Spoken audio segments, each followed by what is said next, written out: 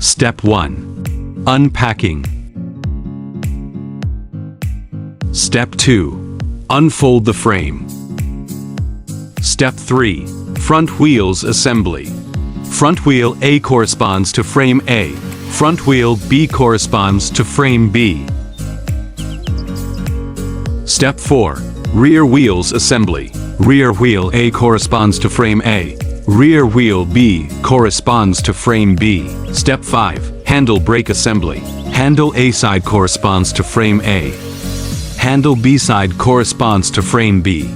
Adjust to proper height and tighten knob, using Velcro to secure brake cables. Step 6. Install the backrest. Step 7. Install the storage bag. Reflective strips should face outwards on one side. Step 8. Install the cup holder. Congratulations on completing the installation.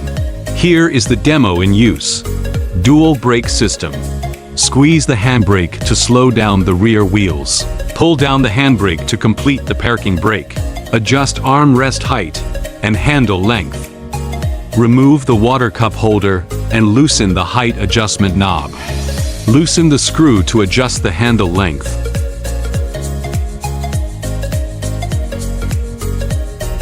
Switching armrests.